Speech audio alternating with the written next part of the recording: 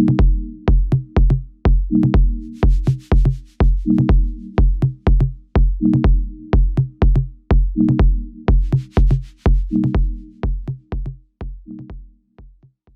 a real pleasure to introduce Jess this evening, and good evening to everyone out there scattered across Africa. Fantastic to have such an audience. I first met Jess over 15 years ago when she and her husband, Pat, came up to Lapalala Wilderness in the Waterberg to do some filming. And their passion for people and nature, for both people and nature, was always strongly evident in the way they went about their work. With a degree in anthropology, Jess's interest in people has played out in understanding and help guide that human-wildlife interface. She's tackled upliftment projects, numerous upliftment projects in the communities in and around the Waterberg in Limpopo. And she has this insatiable passion to get involved and help support people and conservation. She's been involved in numerous in helping numerous organizations, to name a few: the Waterberg Biosphere Reserve, the Waterberg Nature Conservancy. She's a founding member of the African Pangolin Working Group, and having been executive director of Save the Rhino, Jess is well positioned to present to us this evening on rhinos saving people and people saving rhinos. Jess, looking forward very much to hearing what you have to say, and glad to be here. Over to you. Wow, that's quite the intro, and thank you so much. It's absolutely my pleasure to be here. Thank you very much. Super excited to be with everybody today. And hello and good evening to everybody all around Africa and the world. And my absolute pleasure to be with you. I do hope that I can give you hope in this crazy day and age in which we live. And thank you for having me on this platform. It's such a privilege to be here. Hello, everybody. Well, as you can see from the title of my talk, it's rhinos saving people and people saving rhinos. And often when I do my talks, when I do various presentations, people look at me like I'm an absolutely crazy person when I say rhinos saving people. And I hope that by the end of this talk, it will become very apparent with regards to how these two different dynamics actually work together. So I'm always very humbled to speak with audiences such as yourself. Thank you for your time. That is the most precious gift. And I really look forward to sharing some of this information with you all. For those of you that are very familiar with rhino conservation, please forgive me while I just go through some things that you may already be aware of. This is just to bring everybody that is not fully aware of rhinos into, and the situation of rhinos into the world. And as you see here on the screen, we have both the black rhino and the white rhino. Sorry, I see the two names are the two title screens are mixed up. Which says white rhino should be black rhino and the other way around. And the reality is that South Africa is very much a stronghold for these beautiful animals at the moment. The white rhino has approximately 15,900 remaining in Africa, but South Africa is very much the stronghold for the species at the moment, with over 13,000 of them residing in this beautiful country of ours. And the black rhino, you can tell the black rhino because it's got the pointed lip here, and the white rhino here with the square lip is actually not because of any color differentiation. It's because of the shape of the lip. White rhino came because of the word wyd, which is Dutch for wide. And in South Africa, white rhinos are definitely the most populated, and black rhino, only about 6,100 odd remaining in Africa. About 2,000 of those left in South Africa itself. And they used to number far, far more than this. White rhino used to be in the realm of the 100,000 plus. Now, there are actually 5 species of rhino in the world, which many people aren't aware of. The Indian rhino, which is in fact the largest rhino species on Earth, gorgeous creature, looks like it's got armor plating on. And the very famous author Rudyard Kipling in fact, has the story about how the rhino got his skin from his Just So Stories series, which I used to love as a child. And this is a great example in the Indian rhino of a rhino conservation success story. There were far less of these animals, at least 3,000 or less at one point just a few years ago. But thanks to very successful conservation efforts, these gorgeous beasties actually number in excess of 4,000. And it's very important for us to remember that conservation success stories do exist. And it's very important to celebrate these and to learn how people actually make the difference. Because when I do my talks, we must always remember, as an anthropologist studying people and the relationship with our planet, yeah, people are part of the problem, but equally, we are part of the solution. And this is a great example of that. The challenge that we face, though, if we look at the following two species of rhino, the Javan rhino, gorgeous rhino, you can see that prehensile lip, perfectly adapted for jungle, dense vegetation, and more aquatic living. And unfortunately, the numbers are indicating very, very dire circumstances. Approximately 76 of these creatures remaining on planet Earth, which is very, very sad. And I will explain the reason for those low numbers shortly. And then this beautiful beauty here, the Sumatran rhino. And as you can see, very, very few left on the planet. And this is a tragedy when you consider that the rhino as a species has been on planet Earth for over 3 million years. 3 million years, these little beauties and their genetic lines have been walking the earth. And the Sumatran rhino in particular is worthy of note because another name for it is the woolly rhino. And it is in fact the closest living relative of the woolly rhinos that used to walk the planet Earth at one point in our history. And the reason why the Javan and the Sumatran rhino numbers are so low is because of two factors. One is habitat destruction, which unfortunately is a challenge for many species on the planet, not just rhinos. But the other is that they are situated in Malaysia and Indonesian parts of the world, which are closest to the consumer markets that covet and seek the horns. And I'll be explaining a little bit more of that in my following slides. Very often when I go around the world or I do talks, a lot of people say and ask the question, but why should I care about a rhino? You know, I'm living in London, I'm living in New York, I'm living somewhere. What relevance does a rhino have in my world? And the very simple reason is that rhino horn poaching and smuggling is very intricately linked to the 4 black market crimes, as you can see, that affect every single person, every single citizen on this planet, no matter where you are.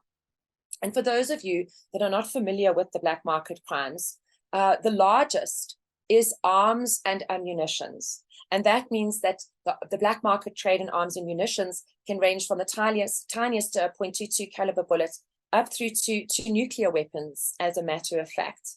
And so this is definitely the trade on a black market scale that is the largest in the world. Now, for some time, the second largest was actually a vying in position between drugs and the illegal wildlife trade. So if we look at drugs, for example, that affects every society on Earth, no matter where you are. And it causes huge problems within society, as you know. The illegal wildlife trade, the last figure that I got was valued at approximately 43 billion US dollars in a year. And of course, then you find human trafficking very much a part of this link. And the thing about these 4 black market crimes is where you find one, you will always find at least one other. And certainly in the case of a rhino horn and any other wildlife, the 2 obvious links are illegal wildlife trade, which is directly leading into arms and munitions. And so whenever I talk with people, the minute that they understand that a rhino horn found and sourced in Africa is also part of the issues that affect them in their society where they are, particularly with things like drugs, for example, this starts to make them aware about how linked we are on the planet, and not isolated, and how the loss of a species such as rhinos here in South Africa has a direct impact on them where they are potentially thousands of miles away across the planet. When we understand this, this then leads us to asking the next question, which is, but why? What is it that people are wanting in terms of the horn? Why do they need this horn? And I must say that horns are made of keratin. It's very similar to fingernails. It's a protein that's actually produced in all of our bodies. And the main challenge that we have is that the primary consumers of this horn are Chinese and Vietnamese. And very often people are assuming that it is used for medicinal purposes. And this is a part of it. You can see rhino horn being measured out in an apothecary here in the top left-hand slide and in the bottom right-hand slide. And it is part of certain cultures and has been for over 2,000 years.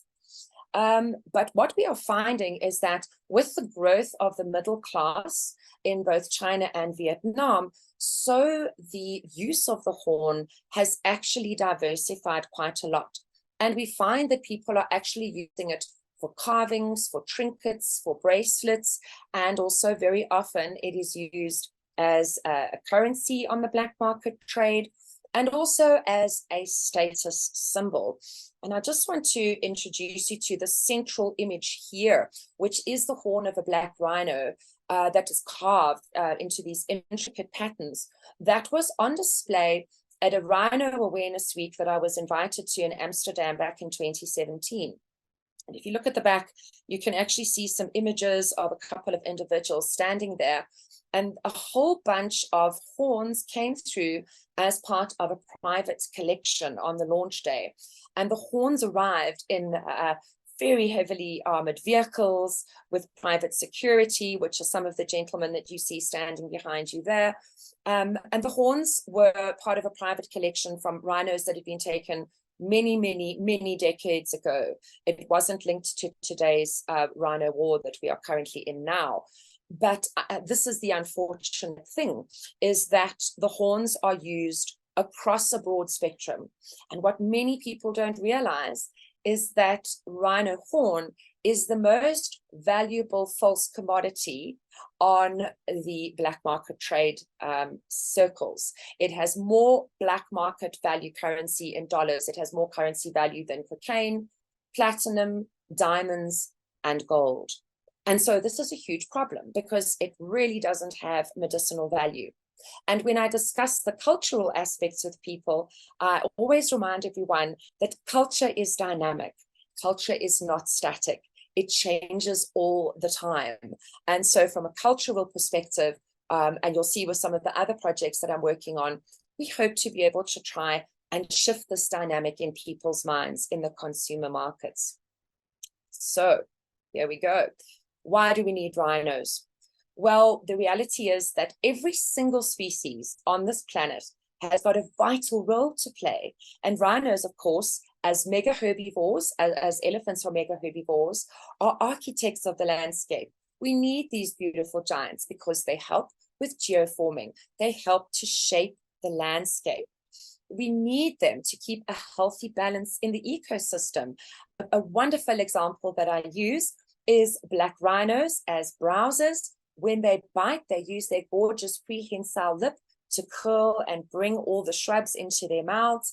And when they bite the stem of the plant, they actually bite it at a degree of 45. 45 degrees, they are like nature's gardeners, where they bite and eat. 45 degrees, as any good gardening guru will tell you, encourages maximum regrowth in plants. So that's just one example about how they keep a healthy balance in the ecosystem. Another way is that they consume large amounts of vegetation. The gorgeous white rhino with their wide lip, they are grazers. They're kind of like lawnmowers. They like open grassy plains. They keep the plains open, and they are essential for landscape maintenance in their own gorgeous way. In addition to that, rhinos keep dams and waterholes open, which of course then has a positive cascade effect because dams and waterholes are required by all living species, from the tiniest of insects through to the largest of the mammals and everything in between. Dams and waterholes and maintenance of those in wild spaces are critical for survival. And they also create wallow dams, and wallow dams to wildlife are another essential tool where the animals can keep cool, they can have mud baths, and a very important hygiene perspective from a wild animal's sort of take on things.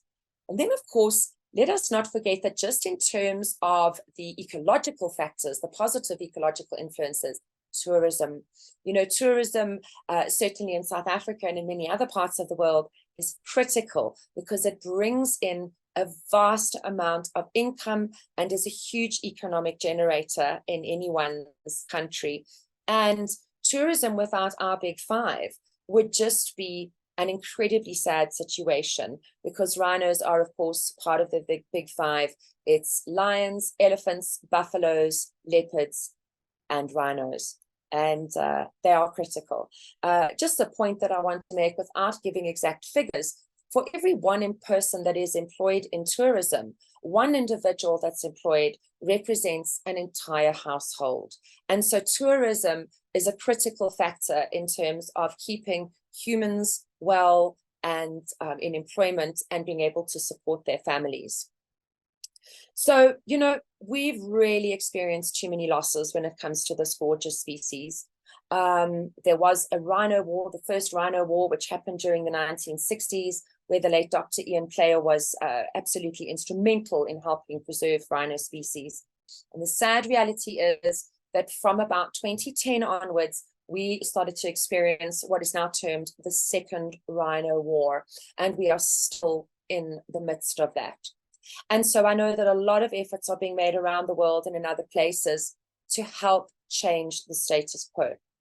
And one of the challenges that we face when we have these syndicates and poaching gangs coming through and taking the lives of these beautiful species in a very brutal and traumatic way, a lot of people have now started to disinvest in rhinos because people that once would be very happy to have rhinos on their property and part of their ecosystem and tourism portfolios are now not so keen because when the poachers come in, they are heavily armed and it is a huge risk for an average person. Now, the problem number one that we're facing is that in order to secure rhinos, it is massively, massively costly. An example that I will use here in the Waterberg, where there is a population of about 12 rhinos on a private reserve, that costs the owner in excess of 250,000 Rand a month. And this is the lower end of the spectrum. When you go up into reserves that are much, much bigger, right up to and including our Kruger National Park, it goes into the millions and the tens of millions. And it is absolutely unaffordable for a lot of people. And this means that because of the security and cost factors, many people then are selling off their rhinos or in certain circumstances, unfortunately, abandoning them. They just take them to a place where perhaps they can be kept a little bit more safely, and then they no longer have finance to care for them. And this is a huge problem because, as you'll see in the third point, this is decreasing the available area where rhinos are able to live and breed. And this is very, very bad for ecosystems. We need these mega herbivores. Just in terms of if you look at rhino dung, I mean, from the dung beetles upwards, this is a very negative impact on the environment, where every single element that these animals contribute to counts. And so we are faced with a huge problem, and a number of people in reserves have been faced. In this particular image, are one of the best rangers that I've ever had the privilege of knowing and working with in my life, Golf Echo. And in this particular circumstance, you can see that he is walking. A lot of these gentlemen have automatic and semi-automatic weapons that are required in the event that poachers come. And in this instance, they literally live, breathe, sleep, and are with the rhinos on a 24/7 basis. And unfortunately, this is just impossible for certain individuals and places to have to undergo and maintain. So I want to introduce you to this gorgeous, gorgeous little one called Ninaki. Now, Ninaki, unfortunately, was the victim of a poaching incident. Last year, there was a case where 3 white rhino females were taken by poachers.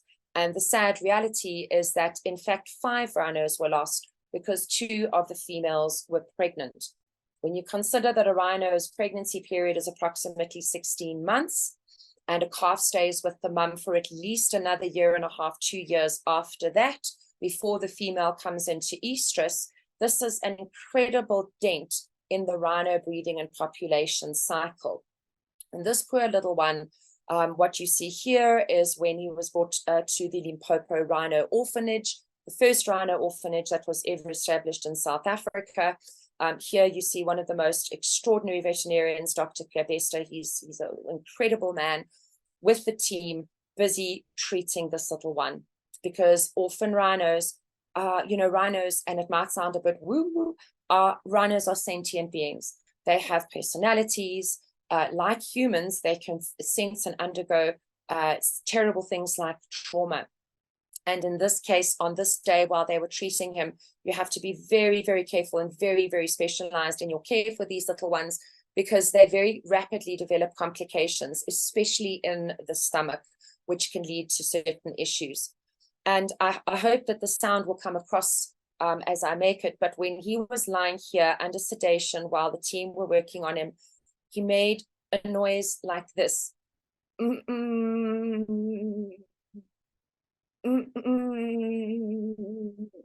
And you could feel the trauma from this little soul, this trauma coming out of him. Imagine what it must have been like to be 1 minute being so peaceful with your mum and your aunties, and the next minute having chaos erupt around you and your family basically slaughtered. And so the image here is him being treated, and this was a shot after they had worked their magic and were giving him a moment's peace to recover. Now, I'm very, very happy to report that this gorgeous boy, look at this boy. He is much, much bigger, much, much healthier.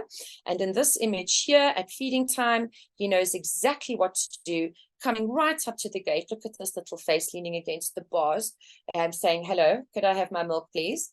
And then in this image here, giving him his milk.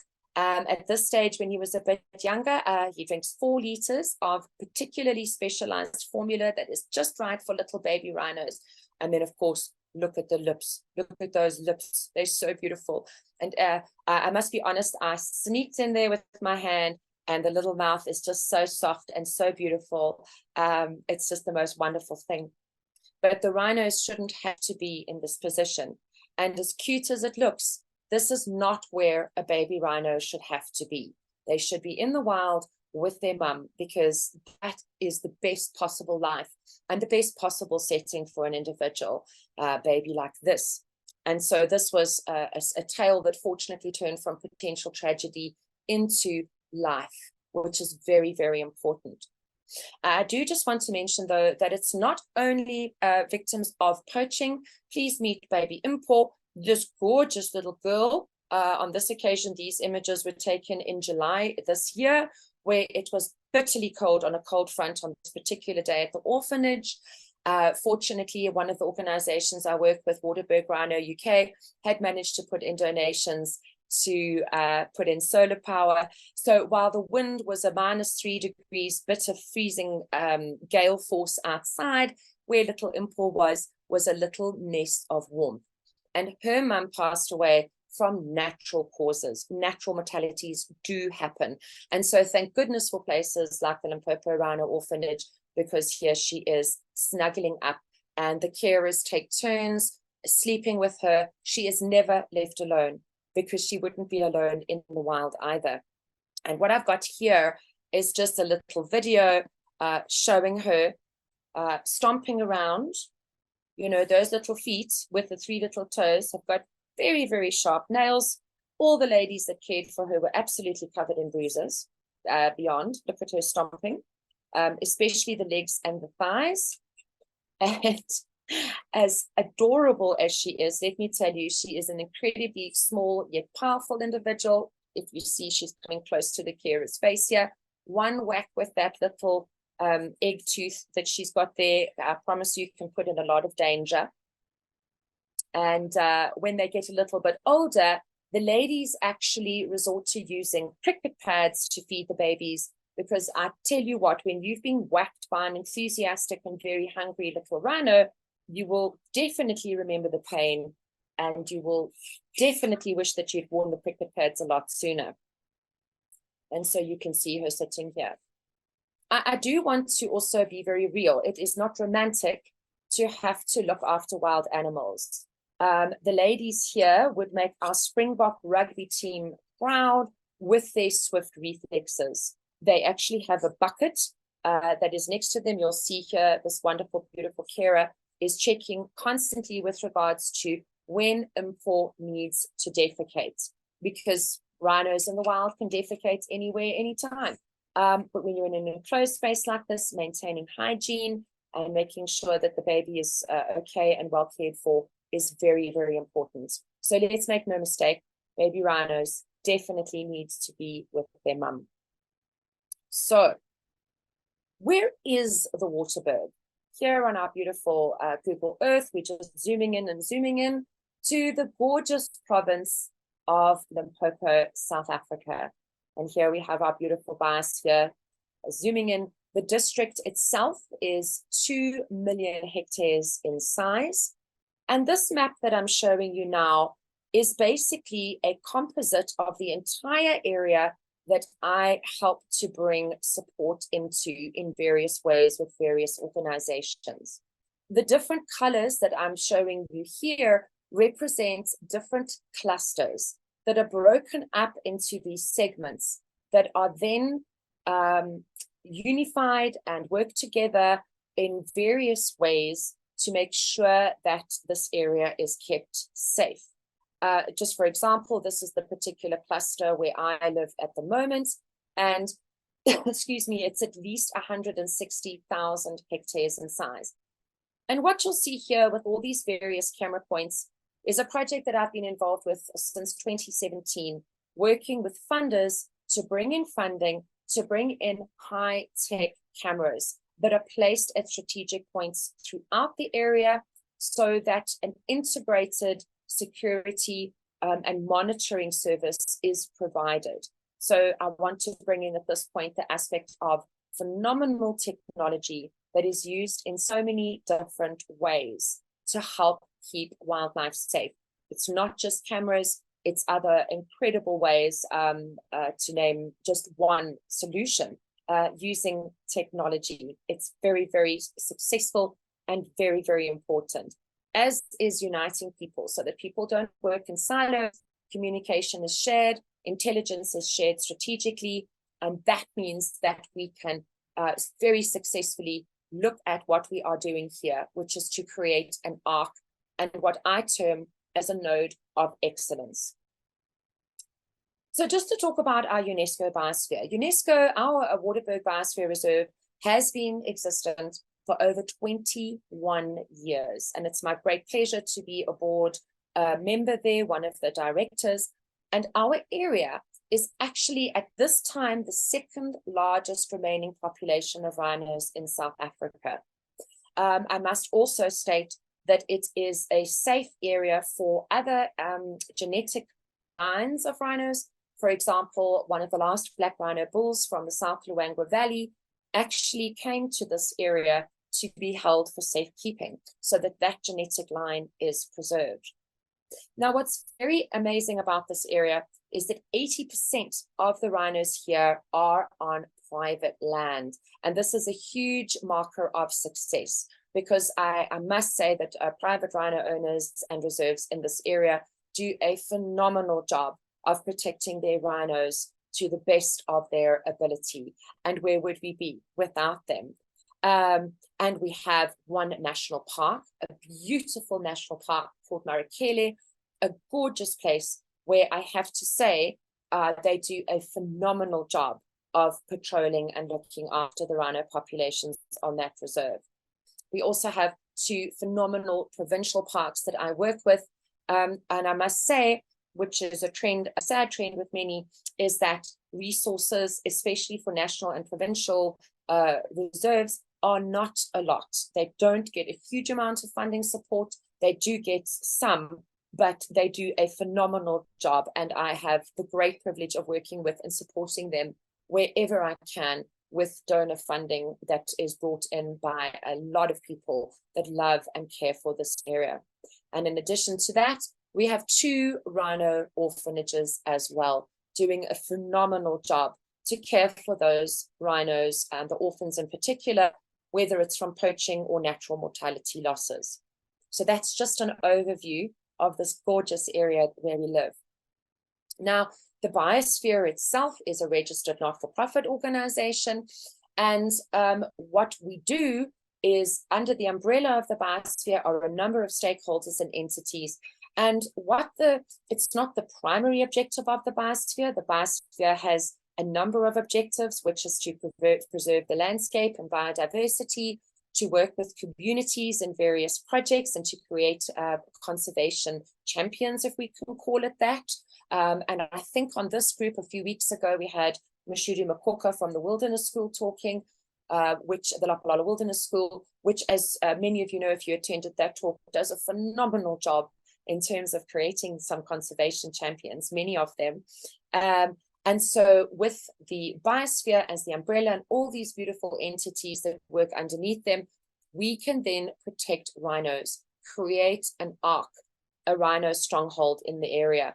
And the work that I've been doing with biosphere and with many other entities, I've lived in the Waterberg 17 years, and I can honestly say that there are some wonderful people doing incredible work. And so we all work together to have, in various ways, projects that protect communities. Because, as I mentioned earlier, people are both part of the problem, but equally part of the solution. And so that's the hope and the strength that I want to give you all today, is don't give up. We often hear so many negative things in the news, but I can tell you now that a lot of the projects that I work on with the phenomenal communities and the phenomenal individuals are absolutely great. They really are. And I'll touch on some of those just now. And one of the main things we want to do is be proactive versus reactive. Very often the syndicates or the nodes come in, they strike quick, they strike fast, they in and they out. And so, like the cameras, if we are putting measures into place that are proactive, that are putting things in advance, we stand a better chance of protecting the species. So we don't always have to be feeling like we're caught on the back foot. And this is happening very successfully in the Waterberg, very successfully. And so I can then conclude the biosphere section by saying that there is an integrated plan in motion. And it is always my pleasure and privilege to be able to continue to support that in any way that I can. So this little image is just a kind of an overview of that. This picture here, look at these beautiful, beautiful young ladies. I have had the great privilege of attending as a judge for the past few years, a public speaking competition that's held at the Lapalala Wilderness School, where they come in to present posters and do speeches on rhino poaching in South Africa. And the energy and the enthusiasm of all of the young participants is so infectious. And it reminds me just how many amazing young people there are out there, the next generation that are going to take over from us. We cannot do what we do in the area if it's not boots on the ground. Absolutely no question. The rangers and the people that are at the front line patrolling with the animals every day are the first line of defense inside the reserve areas. And it is a critical component. And I have great pleasure. I have to say, I hate shopping. I hate it. But if you ask me to go and get you some really incredible gear or high-tech drones or full casing level 3 bulletproof armor that can repel a 357 bullet, I am definitely your girl, and you can give me a call. I will help where I can. And so you see here at the Lapalala Wilderness School, a group of beautiful young people at the competition last year. In the center below, at a community cooperative that grows food. the late Daniel Mashasha with the chair lady of Waterberg Rhino UK, Belinda Chaffer, in the top right-hand corner. I miss Daniel terribly. He and I worked together for 14 years doing outreach programs and food gardens in the district. And then in the bottom right-hand corner, look at this lovely lady. This was a funded program by Waterberg Rhino UK, where we realized that one of our provincial parks had no radio system at all. And if you can believe, that didn't have a radio system for over 2 years, but they had 0 poaching incidents. That shows you the dedication of the people on the ground. And it was my great pleasure to work with them to put a full radio system in, from handheld radios to transmitters, receivers, base stations. It was so rewarding. And so we've helped change their lives as humans, which in turn helped to preserve the lives of the rhinos. And so here in this area, just as an overview, and I'll be getting onto the Rhisotope shortly, in finding solutions for how we protect the rhinos, which are our ambassador species. We have science, and I'll be mentioning the Rhisotope Project now. We have philanthropy, because if you do not have active community programs that are meaningful and not token programs, then you are not going to succeed. Working with local communities is absolutely critical for success of any project and protection of any species.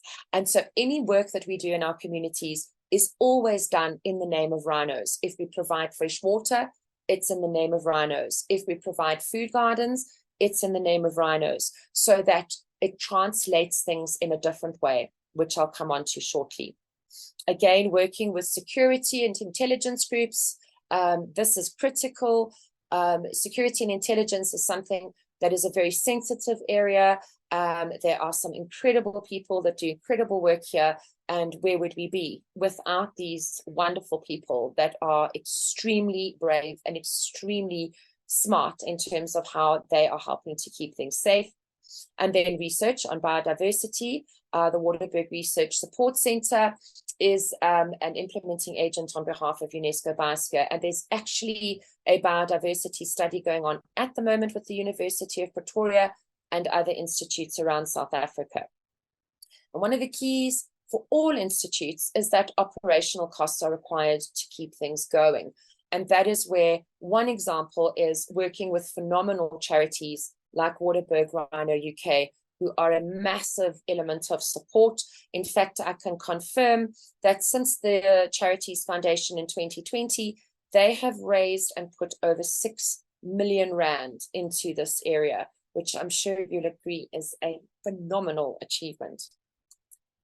So in our quest for solutions, we are always looking for solutions. And the Waterberg being a node of excellence is quite an exciting story. And this is where I'm coming to science saving rhinos, something very, very special. And I'm very proud to be able to tell you about this phenomenal project. So if you look here, this super gentleman that you see inserting some stable compounds into the horn of a white rhino bull is Professor James Larkin. And he is the project leader of the Rhisotope Project. He is also a nuclear safety expert, and he is the director of the Radiation and Physics Health Unit at the University of the Witwatersrand, which last year celebrates centenary, 100 years of academic excellence.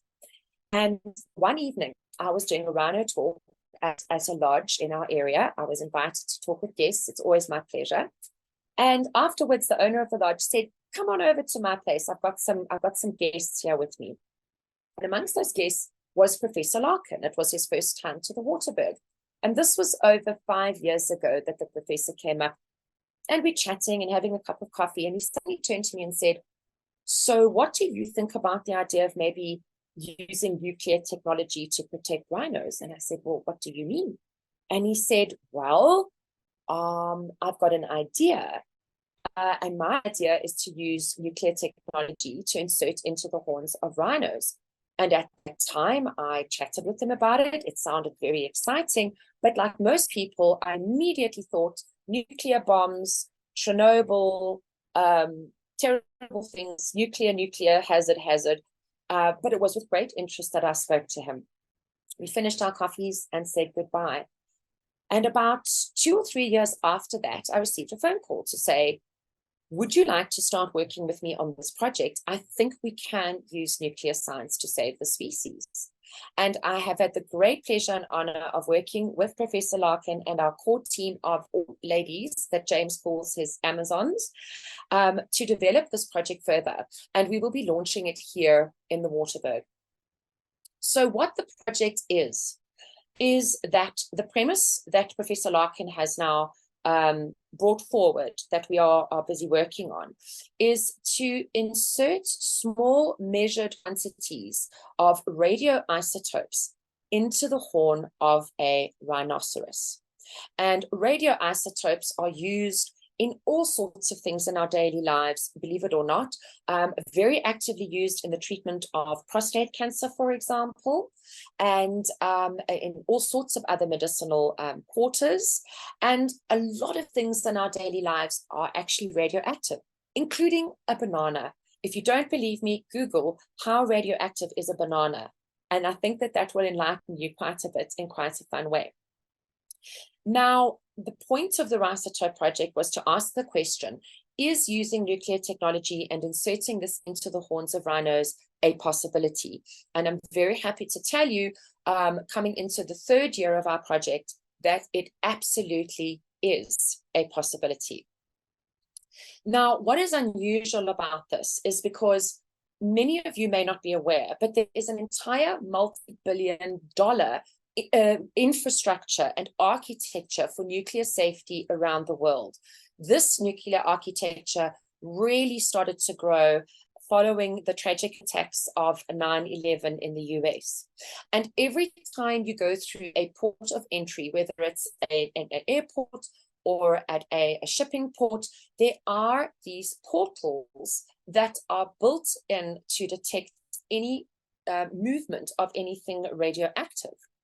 So the goal of using this nuclear technology was, first of all, to help deter poaching on the ground. And whilst this might not be a 100% silver bullet, by doing philanthropic campaigns in meaningful ways, we want to put off the poachers from even thinking about entering an area where this technology is rolling out in the horn rhinos. And we want to alter the perception of risk, because currently poaching of rhino horn is low risk, high reward. We want to shift that into high risk, low reward. And by putting this nuclear technology in, most people have a natural aversion to anything nuclear. We want to devalue the horn. If it has no value on the black market or a very low value, that is going to change its status and the status quo.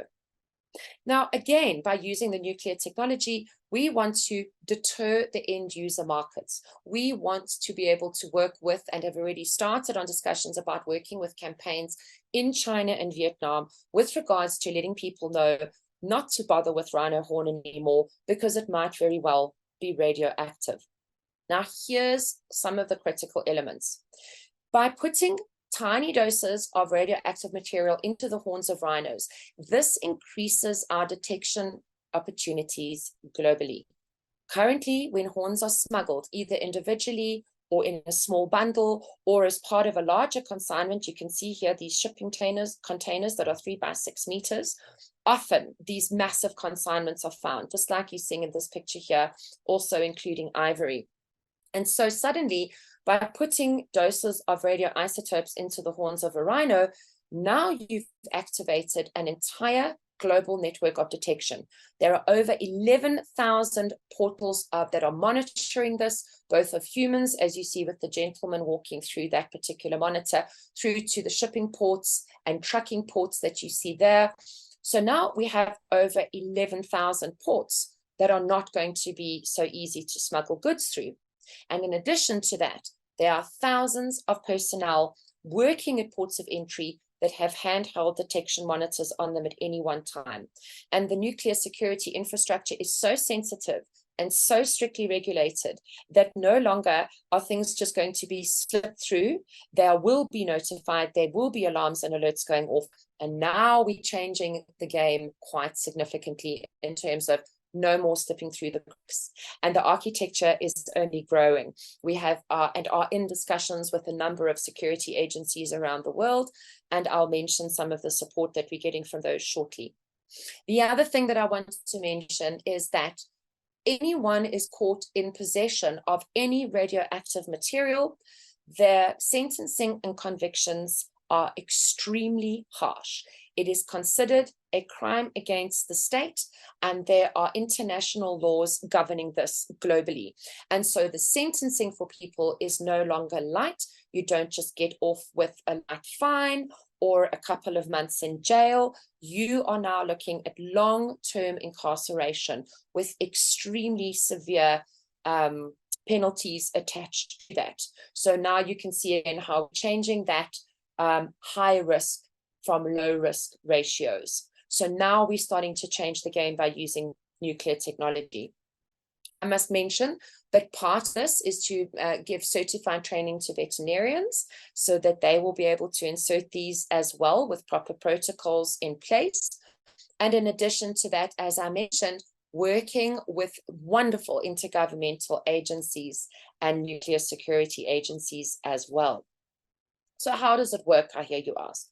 Well, firstly, I must mention extremely clearly that the major focus is no harm must come to the animal at any point. And I'm very happy to say that phase 1 was concluded in 2021. And this phase entailed the insertions of stable compounds into the horns of 2 white rhino bulls that were monitored very carefully over a period of 6 months. Blood and fecal samples were taken to show that there was no movement from the compound from the horn into the body of the animal. And I'm very, very happy to say that the laboratory results, very strictly monitored, have proven that there is no movement of the compound from the horn into the body of the animal. And one of the reasons for this is because there's no blood flow in the horn. You have the base plate and the growth plate down here, and then from a certain point upwards, there is no blood movement through the horn. So that was a hugely significant moment for us when those laboratory results came through. And that led to the next phase, which is current and ongoing, which is the professor doing the dose assessments. Now, the dosage assessments are done in a number of ways. There is very sophisticated software that Professor Larkin uses, computer modeling is taking place, the building of and printing of 3D skulls, particularly in the white rhino, which is the one that we've got at the moment, so that would enable the professor to identify the appropriate isotopes that could potentially be used in the horn. And I have to tell you that CT scans of horns were also undertaken, and we are exceptionally grateful that medical technology has moved forward, because a rhino skull is huge. And we now have the CT machinery and tools that enable us to do the proper scans so that we understand the morphology of the animal to the most intimate detail. And this is an incredible thing that we are very, very grateful for. Now, here is the fun part. In July this year, the professor made a conclusive breakthrough. And this is what I want to explain to you today. Now, through computer modeling, basically what I want to, for those of you that, like myself, were on a journey to understand about nuclear technology and nuclear security and how it works, we have what's called a millisievert, which is a unit of measurement. And this is done with regards to how they measure health risks, particularly in dosimetry and radiation protection, because you've got a lot of people in the medical fraternity, for example, that are exposed to radioactivity, not to mention those that are involved in nuclear security and other nuclear work that's being done. And we need to understand what those dosages are, so that we can assess what dose is required, not only to secure the safety of the animal, but also to make sure that if we're putting this into the horn, that it is a sufficient quantity to trigger the nuclear security architecture in the event that a horn passes through there. And so just to show you, when I say amounts are safe, the growth plate of a rhino, which is down at the bottom here, Professor Larkin needed to assess, well, if we're putting this in, how far from the base of the horn do we need to do it, and how far away is it from the soft tissue in the morphology of the animal? Just to give you an overview, professionals that work in radioactivity are limited to an exposure rate of 20 millisieverts per year. So these are people working in the industry every day of their lives, and they are regularly monitored. It's a very particular endeavor. Now, anybody such as rangers or anybody working in close proximity with the rhinos every day, Professor has now confirmed that they will be exposed to less than 1 millisievert per year based on his dosage calculations. Now, I just wanted to say that when we're putting the technology into the horn, that will be able to last for 5 years, because here's the cool thing about an isotope. You can dictate the lifespan of an isotope. You can create an isotope and it will last for a few milliseconds, or you can create an isotope that will last for a couple of million years. So that's the beauty of the technology. And the reason why a 5-year lifespan has been given is because rhino horns do grow, and after a period of 5 years, an animal would need to be treated. And an annual dose for a human, on average, is only 1 millisievert per year. And now if you look at these beautiful colored diagrams here, these are what Professor Larkin calls his daisies. And with the very sophisticated software that he's using, he is able to calculate, which is where the breakthrough came in, what dosage he needs to put into the horn. And what you can see here is the daisy that's illustrating just how much radioactivity comes out of the dosage once it's placed into the horn. At no point, I must reiterate, is the animal ever going to be at risk. The dosage is in fact far lower than what we initially predicted it would be. And there are no issues with regards to the radioisotope being in either of the horns affecting any of the soft tissues, such as the eyes or any of the other living tissue. And the image that you see above is a 3x6 shipping container, which proves the calculation that with the tiny dosages that we want to apply to the horn, in the event that even a single horn is found in the very, very center of one of these containers, it is sufficient to trigger the nuclear safety architecture, which is exactly what we want.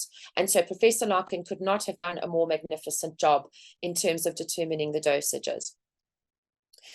There are 2 primary phases that are now, or elements that are now part of the equation. The nuclear regulator of South Africa has to be the next point of approval for us, as well as the Animal Ethics Committee at the University of the Witwatersrand. Those reports are currently in the process of being submitted.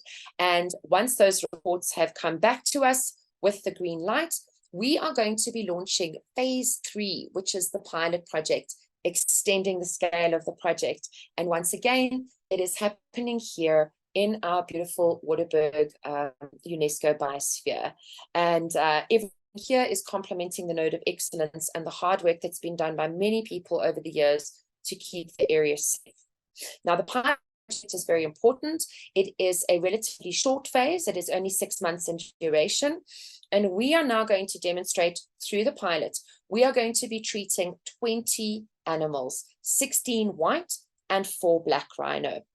These are done in a particular place that has already been identified, where the animals are monitored and observed on a daily basis, and where dung samples are easily obtained, and where blood samples can be easily obtained. I also want to mention that the beauty about inserting an isotope is that the animal does not have to be fully immobilized. It is not a long and drawn out procedure. It is extremely rapid. Soft sort of application of the rhino in terms it is not fully knocked out. The insertion technique is extremely rapid, and so it's reducing the stress on the animals very much as well. And when we are launching the pilot, and beyond that, a trained team will be dispatched. All treated animals are recorded with a unique identifier, and we also are busy working with people that are going to help us with the information on extremely secure server systems so that all of the data is logged and captured. And we also work with wonderful people like Dr. Cindy Harper, who runs the RODIS program, where this is genetic mapping of our rhino populations. So isn't that beautiful? Look at that. It's still never ceases to amaze me that this beautiful horn, which has no medicinal value for anyone, is considered the most valuable false commodity on the black market. And as many people say, the only animal that needs a horn is the rhino. We collaborate with many people, obviously University of Witwatersrand, NEXA, which is our South African Nuclear Corporation, Colorado State, Texas A&M. The International Atomic Energy Association has actually given us a grant over 3 years to further detector research, and ANSTO, which is the Australian Nuclear Corporation, to name just a few. There are so many people and wonderful collaborators that we're working with, but these are the primary ones to help us with the science and the research. And now, as we draw towards the end of the talk, this is where people saving rhinos is the key. We have science saving rhinos, and now the people, because a living rhino should have more value than a dead one. And one of the most favorite parts of the work that I do is working with communities and school children and going wherever I need to go around the world to do my talks on what's being done, because we want to create tourism and communication, community and conservation champions. We want to strengthen participation. We want to create a dialogue where people know that by having rhinos in their area where they live, their lives are improved because of the species. Because if I'm honest, especially with socioeconomic challenges, I don't expect somebody who's starving to really care about a rhino. They are more interested in how they are trying to survive on a daily basis. And I'm sure you'll agree that if someone came to them with a huge bag full of cash, well, that's an awfully tempting scenario. Do I want that cash? And can I take the life of that animal in order my life and my children to survive? That's a cycle we want to break. We want to break that cycle and to help make it better, and to help them understand how by helping us keep poachers away, they are actually creating a better life and a safer life for themselves. And this is where the education and awareness comes in. There is an African proverb: an empty stomach has no ears. And I myself have stood in front of every class from grade 0 all the way up through to grade 12, which is our final year of school. And I have personally witnessed what these children have to go through when they are from a poverty-stricken place.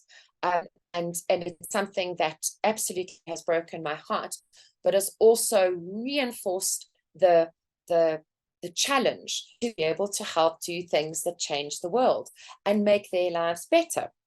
And if you look at these beautiful children in the top corner here, I've been working with food garden programs for a number of years now. And the way that they work is like this. We find funds to put the food gardens into place. And I've been doing this for over 14 years with the food gardens. Food gardens come in, we help them get established and find the garden champions at the schools. The children become involved in the garden, and it becomes a teaching tool, because nature is a teaching tool. Maths, English, science, biology, it's a living garden. This is a great tool for the teachers. Then the children are involved in growing their food. They help harvest the food. That food is taken to the kitchen, and then they eat this beautiful, fresh, organic produce. Healthy body, healthy mind. And so now you are changing the dynamic for these gorgeous kids. Any excess produce, the school can then take and sell and generate an income for themselves. And they normally buy new seedlings and keep caring for the gardens. And so this is where the rhinos are saving the people, because whenever I do my work, I can then do it in the name of rhinos, the ambassador species. So as a summary, we integrate essential resources to improve the learning. We combine upliftment. I'm sure you've all heard that proverb: if a man is hungry, don't give him a fish, give him the fishing rod. We want to give fishing rods at every opportunity. And you won't believe how incredibly well everybody does with this. It's just such a pleasure and a privilege for me to work with in all these communities that do such phenomenal work. And whenever I bring support in, whether it's food gardens, boreholes, reusable sanitary items to help keep young female learners in school, because every time it's their menses, they typically have to not be at school. We have wonderful products that we bring in, building toilets, helping build kitchens. And we want to directly link education and community support benefits with rhinos. And certainly with projects that I work on, and as you know now by now, I work with many, I've just named a few for you.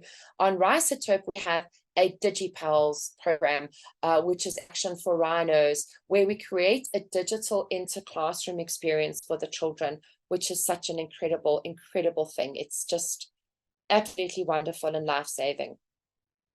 So, in summary, here we have two beautiful black rhinos. Look at that beautiful lip, just getting ready to take on that acacia there, even despite the thorns. Look at that beautiful lip.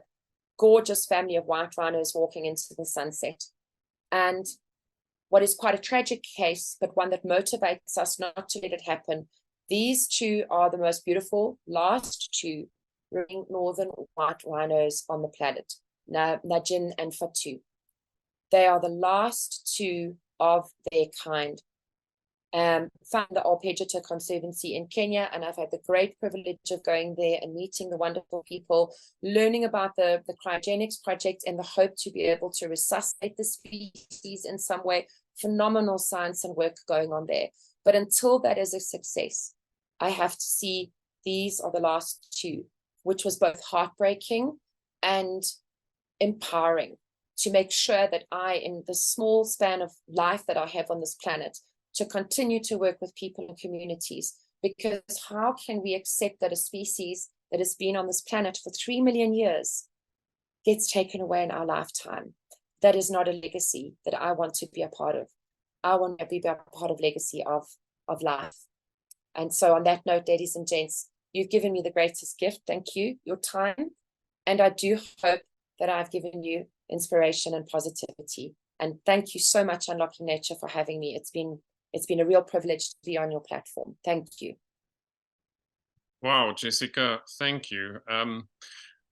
This is what I call a holistic presentation. I mean, you had everything in there, from the humanities sciences to a next level science presentation on the nuclear isotopes. Really, really fascinating. Jessica, we've come to, when we listen to presentations on rhino security, we've come to see in our mind images of people in uniform and guns, and there's that negativity connected to that. And tonight you've really brought people in the focus and how people are the solution. And it's amazing that we have a presentation by an anthropologist talking about rhino conservation, and it shows, because it's just a completely different angle on how to do it. And thank you for your whole organization, for the work that you do in the Waterberg to change the landscape there.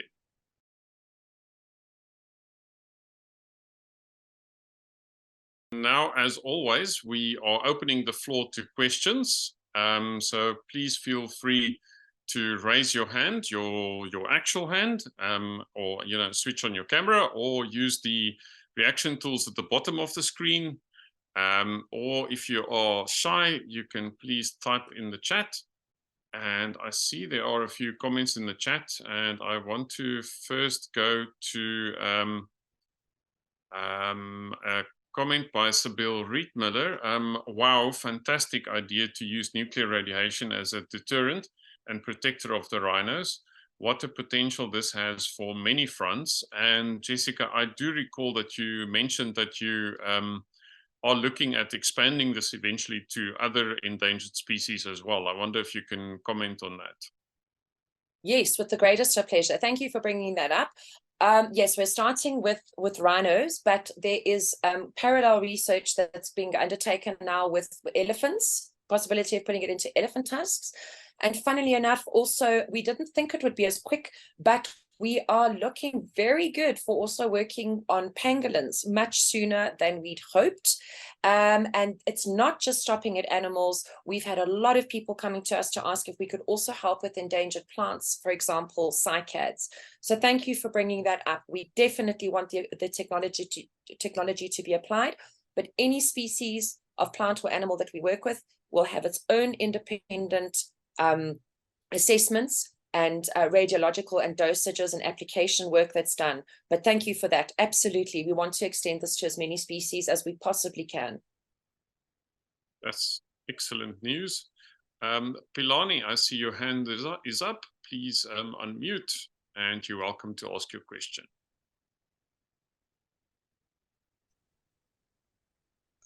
Please go for it. Hello, everyone. Hello, everyone. Hi. I'm Pilan Shonga. I'm good. I'm good.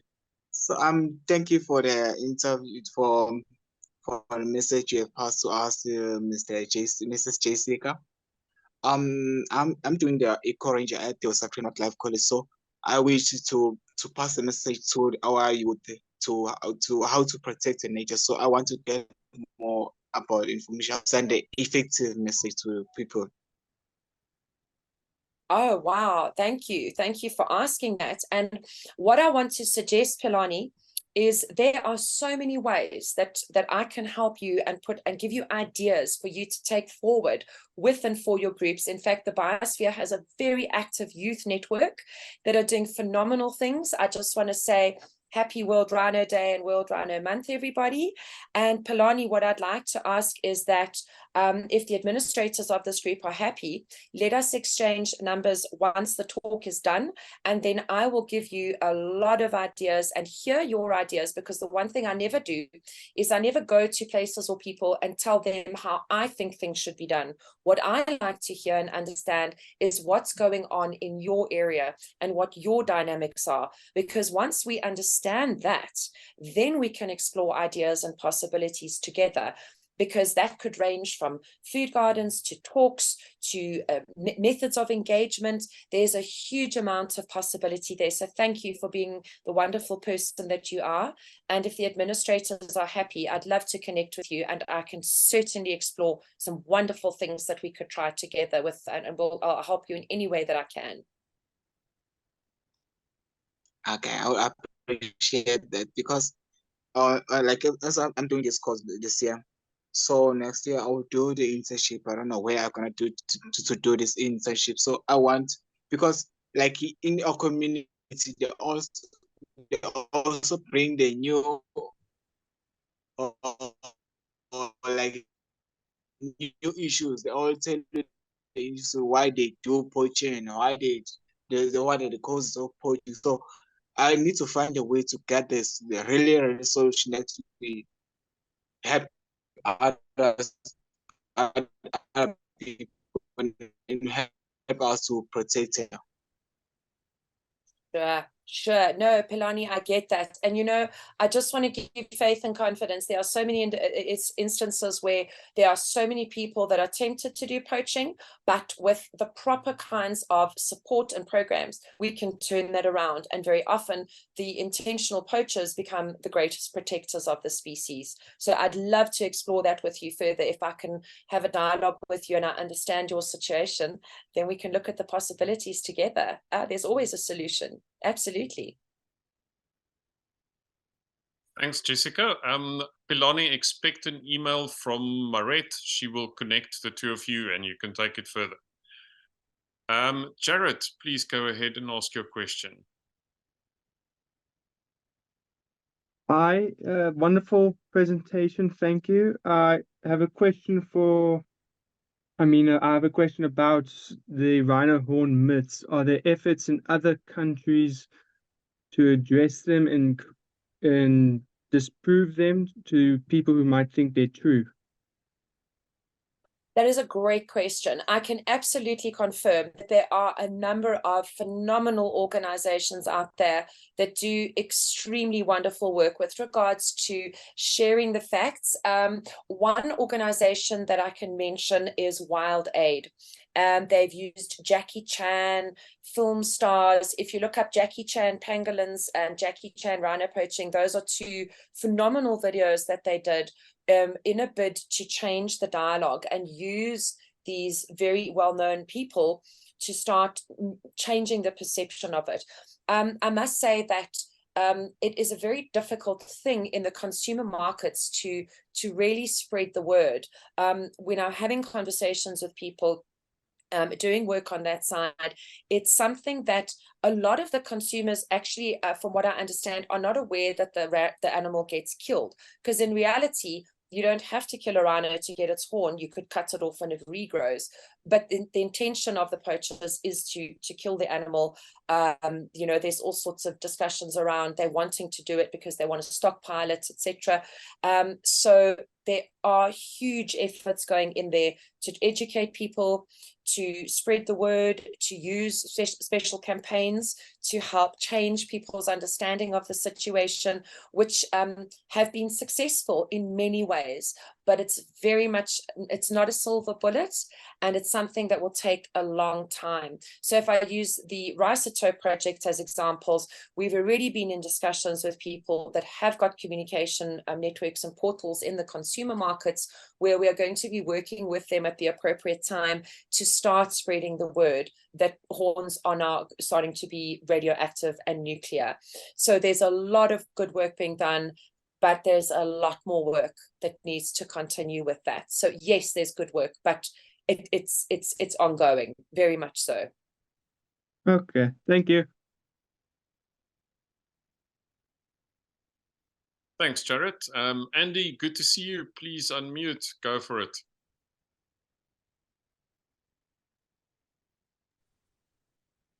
Okay, I've done it. Excellent. Jess, thank you. Thank you so much for that presentation and all the work you're doing.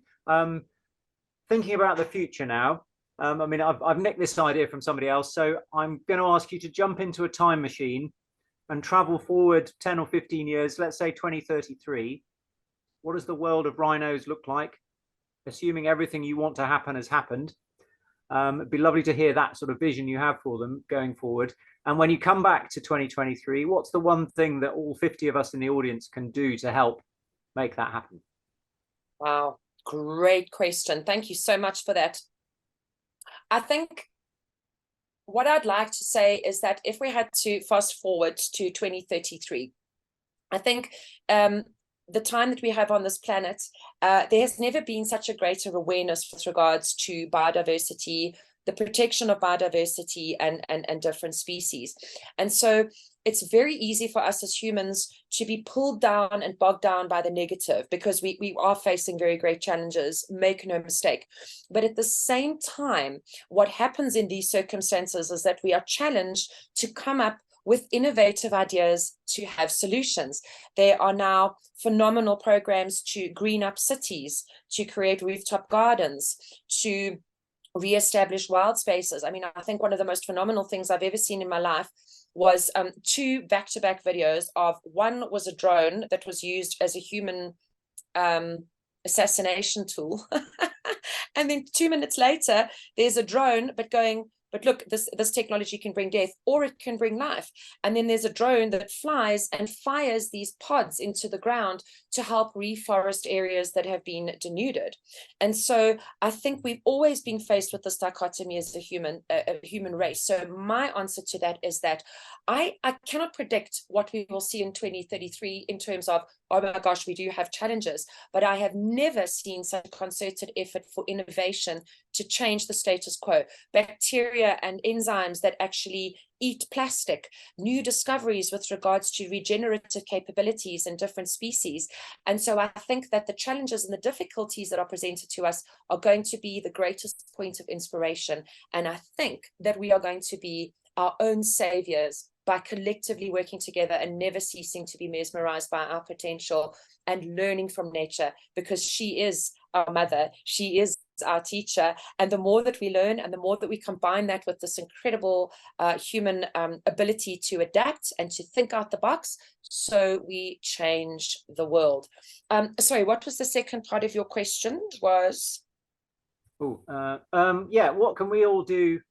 You know, we're all yes. coming away. We've had a wonderful presentation. I'm really conscious that it could be just some entertainment. What can we all do who are in the audience to help you now? Well, I have to tell you that just being here tonight is the greatest gift. So in terms of helping, I hope that I've shared some knowledge with you today that reminds you all about your ambassador capability. When you are speaking to people, no matter where you are in the world, please do spread the word and remind people that everything matters, no matter where you are. And you can start the conversation with a mega herbivore here in Africa that actually has a direct impact on everybody's lives, and then include things like the tiniest little, most miraculous things like bees, and helping people in our modern lives. I think we have become very separate from the living space that actually is our living essential.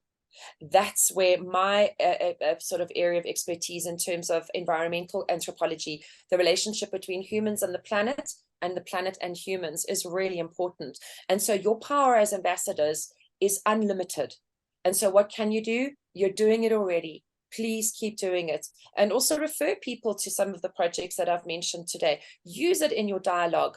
If we can spark people's imagination, and if we can help them understand how something 1,000 miles away and helping to look after that, then that means that they will start to protect the things that are right on their doorstep. And so you're already a powerful force just by being here tonight and taking that forward. That is the power. That is the power, is dialogue. Cool. We can all do that. Awesome. Next question, I think. Thank you ever so much. Loved it. Thanks, Andy.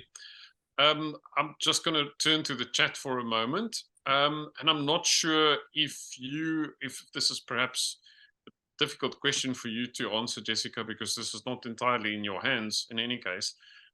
But if you can please attempt. Magda is asking, does this mean that legalizing trade in rhino horn and ivory is no longer being considered?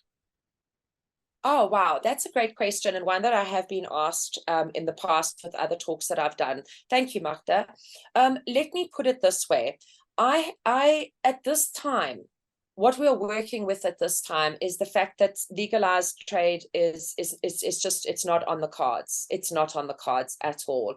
And there's a huge debate with pro versus anti-trade. And so I am, as you say, I have no influence over that whatsoever. But given the circumstances that we are faced at the moment, we need to be able to be proactive.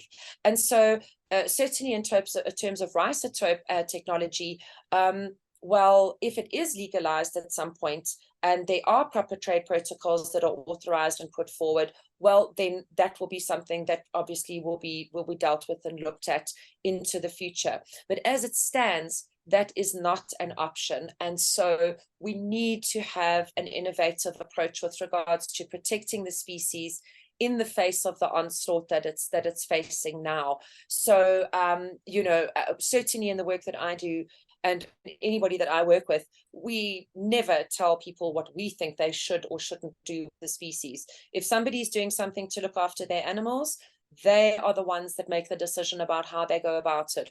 All that we are here to do is to provide alternative solutions, alternative options based on the status quo at the moment. What will happen with CITES and voting and decisions on that going forward? Who knows? But certainly at this point, it's not looking like trade's going to be legalized, and poaching continues unabated. So we need to try and stop that situation for what it is presented to us at the moment. I hope that makes sense. Thanks, Martha, for the question, and thanks for the answer, Jessica. Kim, please unmute.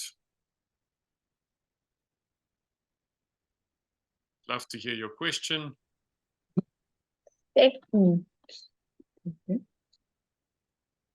Hi, Jessica. Emily here. Thank you so much for your presentation. And I do a lot of talks at my school raising awareness for conservation. I would love to include information and projects that have shared. Hang on. that have shared in your information, if that's possible.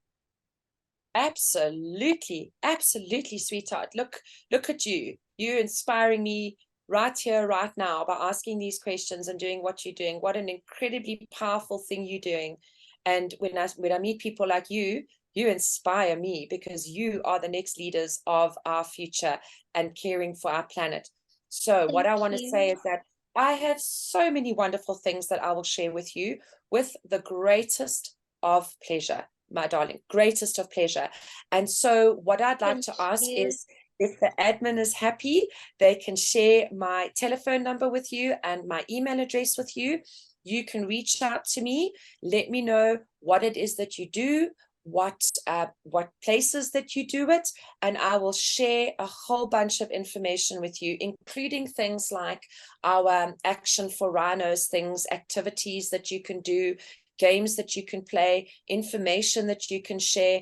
Absolutely, sweetheart. It's you're inspiring me. Thank you. I'll help you with pleasure. Thank you very much. Thank you. You're a star. Thank Okay, you. I'll speak to you soon. Speak to you soon too. Okay, well, thank you for that example of what we can do. And then Alex, please unmute. We'd love to hear your question as well. Thank you so much for a good presentation, and really sorry that I joined late because I was having some of the stuff to do there.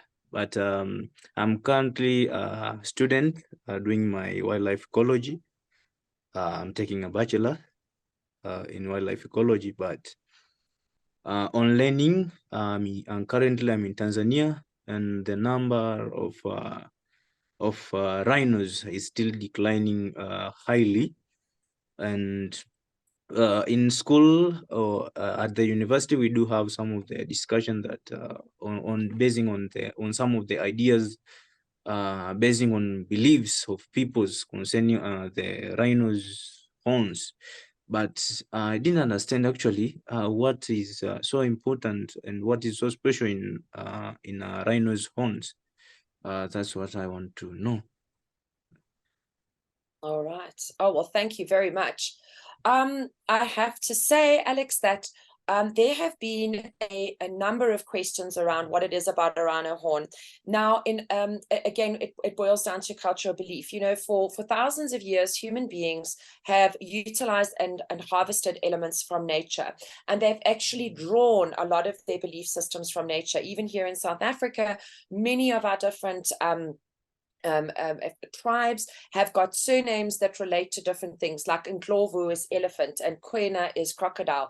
And it's absolutely a magnificent thing that nature has been such an influence on our lives as humans on this planet. The problem is that the resources and the way that we use them is no longer sustainable. And so when it comes to rhino horn, certainly in terms of the species that it is, it symbolizes power, it symbolizes strength, it symbolizes virility. And so that's where earlier in my talk, I was saying that, you know, what people are always like, they get stuck in this concept of what culture is. It's my culture, it's my culture. But culture is dynamic. It is constantly changing. If it wasn't, we would still all be running around in loincloths, and we wouldn't be wearing clothes, and we wouldn't be doing a whole bunch of stuff. Culture changes and is dynamic.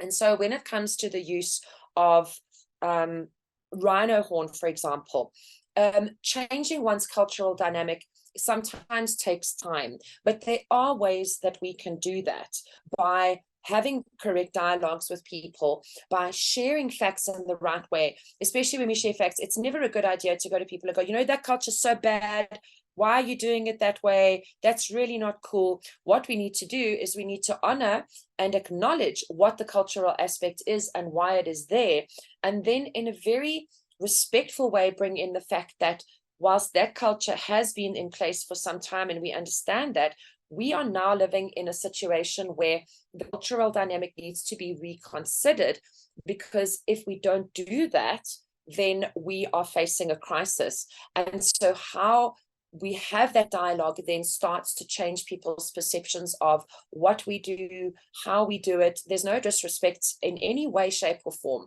because the minute that you start telling somebody that they're wrong and you right, well, you're just not going to get anywhere. And so by creating a cultural dialogue of the question of what if we can still honor this aspect of our culture or our society, but do it in this way? Or what if we have the opportunity to do something in this way whilst honoring the species and not taking this element out of the environment, or handling a cultural aspect differently? I normally try and approach it, well, what if? What if? Start having people think about things differently. It comes from within themselves, and then they become part of the solution with regards to how they handle it. So, I mean, this is a very broad conversation, and I'm more than happy to carry on with you as well. If Edmund wants to, if you want to get my details, we can explore that. And also by using examples about other people and other cultures and how they do things, often plants a seed that germinates in people's mind over time. So it's a very respectful process. It can be fast, but it usually takes time, and we need to consider our approach to that very carefully. That is the best route to success, I believe.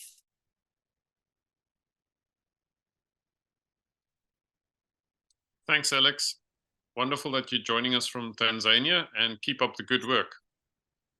Mario Smits, please unmute.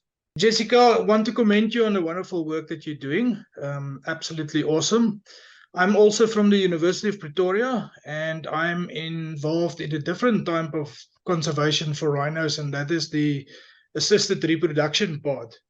Yeah. And we have been busy with this project for the last 5 years with 2 international collaboration units, where we're trying to aspirate oocytes from live rhinos and then growing embryos that can first of all be stored away and later on hopefully be transported back into recipient females, so that we can try and make a difference in that way. I would like to know, what is your feeling about this, and do you also believe that this is also a different way of how we can hopefully save our rhino species? And then the second question is, have you ever been approached by one of these teams, for potentially aspirating some of your female rhinos? Oh, thank you very, very much for your question, Mario. Basically, okay. First of all, when it comes to the type of research that you're talking about, it's incredibly valuable, because science, even if we look at nuclear science, one has to explore these possibilities and push the boundaries of science, because you never know. You never know what kind of techniques and results that you find that are going to be hugely beneficial. One example I can give you is that we've been approached by groups overseas with regards to the breeding of success, or lack thereof, I should say, in captivity, for example, particularly with black rhinos. There's actually one group that's also wanting to work with us to study why a lot of black rhinos in captivity have diabetes. Quite the same line, but it's that same essence of science. Great strides have been made with regards to science and scientific endeavors. Certainly every type of technique that you guys are talking about, I take my hats off to you. I say keep going. Don't stop. We do not know where we are going to be, and we'd far rather have opportunities where, in the event that there's a crisis, let's just say that the work that you're pioneering now can help the Javan rhino or the Sumatran rhino. There are other rhino populations there that are also needing help. So don't stop the science, because if we succeed, and if we can then make sure the habitats are safe, and we can have a scenario where populations are going to be able to be brought back from the brink, let's do it. I mean, they're really doing it with the northern white rhinos as well. Let's see how it goes. Keep advancing the science. That's what I say. And have you been approached by a team to maybe make use of some of your rhinos to harvest oocytes? Actually, we haven't. We have been approached, as I say, by people who wanting us to get samples and blood samples and fecal samples and things, but not from harvesting the oocytes. So again, if that's something that you feel, you know, we actually do quite a bit of other work with UP, the biodiversity studies happening. Yes, yes. Professor Cindy Harper. So absolutely, if the admin is willing to share my details with you, also I've got an insect doing something behind me. If you're happy to get my details, then we can certainly have this conversation and continue the dialogue to explore the possibilities and to see what can be done. No, that would be fantastic, because one of our biggest issues at this point of time is, you know, getting enough material to work on throughout the year. And we have one or two rhino sanctuaries and stuff that's working with us, but you know, in the private areas, there's not a lot of people who wants to buy into it. And if I can introduce you to the team that we're working with, and so hopefully we can establish something there to snowball the research, you know. Absolutely. Please, let's do talk again. I'll share the info with pleasure. And the Waterberg Research Support Center is one node that I would recommend that we connect with as well with regards to exploring the possibilities. So please do. Please do. That would be great. Thank you. We'll do that. Pleasure. Thank you, Mario. That introduced a whole new fascinating angle to rhino conservation. Yeah. Wonderful to have all the scientists on the presentation tonight. Maret, please help me if I am missing any questions in the chat. I don't see any hands up, and we've had Jessica for an hour and a half now. So I know she's also got a family that needs her attention. So if there are no further questions, we are going to thank Jessica for an amazing presentation, and not only amazing in terms of information, but truly inspirational in many ways. The human angle as well as the scientific angle, and it's wonderful to see the two come together. I also thought about Prof. Liesel van As always says, and she says it in Latin, but I'm not going to try this in Latin, but she always says, out of Africa, something new, always. So this is, I think, a great example of that. So everybody, thank you so much for attending this evening. It was wonderful to have you with us, and we look forward to having you with us again next week, when we are going to be exploring how robotic science can aid us in understanding climate change. So please join us then. Thank you, Jessica, and have a lovely evening. And thank you to the community of the Waterberg that attended tonight. Yeah, thank you so much for having me. My privilege. And thank you to you and the audience for all of your time and for having me. It was a gift. Thank you. My privilege to be here.